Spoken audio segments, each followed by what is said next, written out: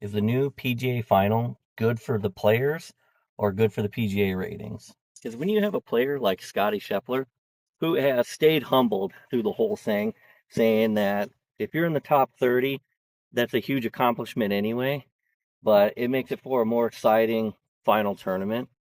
But he is so far ahead of everyone else, it'd be hard to keep up. And I know, given Scottie Scheffler a 10-stroke advantage is diabolical by all means. But he's not the only one. Rory, for the first half of the season, was the points leader.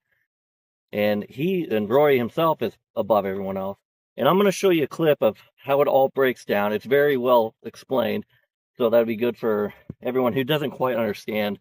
But when everyone goes into this weekend starting at zero, you're going to have someone who, and it happens, that's never won a tournament, but that can win the championship.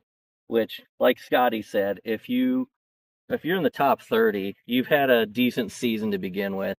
But there's people in there like who were struggling the whole time, like Tommy Fleetwood.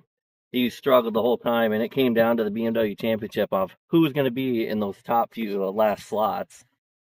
And this clip was going around quite a bit, so you might have seen it, but here it is. And then tell me what you think. Should they have kept it the old way? And Scotty or even Rory could have had the 10-shot stroke advantage?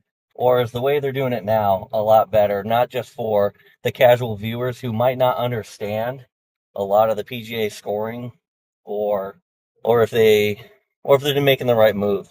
But I also want to know, are they doing it to make like a more exciting race at the end? Or do you think this takes away along the season long race?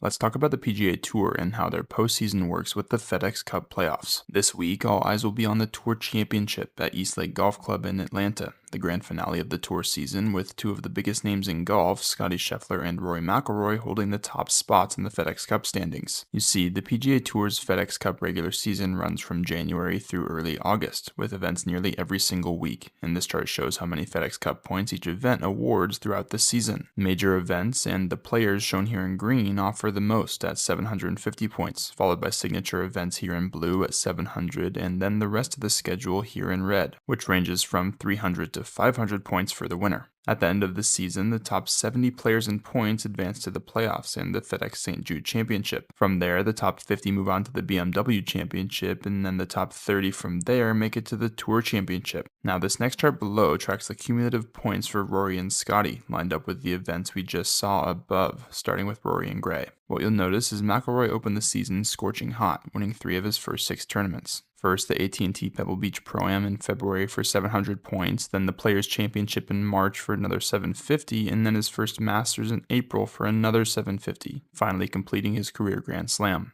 As we complete the line and mark each of his top 10 finishes, Rory ended the season with 3 wins, 8 top 10s, 3 of which were signature events, and 3,444 FedEx Cup points. Now, when we look at Scottie Scheffler, shown in light blue, he took almost the opposite path. His start to the season was a bit slower by his own standards, especially with a delay due to injury, but then he strung together 3 wins in less than a month. The CJ Cup Byron Nelson in red, the PGA Championship in green, and a signature event in the Memorial Tournament presented by Workday in blue. That 28-day run alone delivered 1,950 points, eventually accounting for 40% of his regular season total. He followed it with a win at the Open Championship here in green, and by season's end, he posted a top 10 in 14 of his 17 starts, with 5 of those being high-profile signature events. In the month of May, Scotty overtook Rory for the top spot in the FedEx Cup standings and never looked back, finishing the regular season with 4,806 points, 40% more than Rory and 4.1 times the average of the other 68 players who reached the postseason, each marked with a dot here for their points total. So now we enter the Tour Championship with the 30 best PGA Tour golfers starting on a completely level playing field. Rory, with 3,687 FedEx Cup points, is aiming to finish a career-defining season with the ultimate prize. Meanwhile, Scotty, who is now up to 7,456 points following his win last weekend at the BMW Championship, will attempt to close the deal and place his 2025 campaign along the greatest in history as a back-to-back FedEx Cup champion.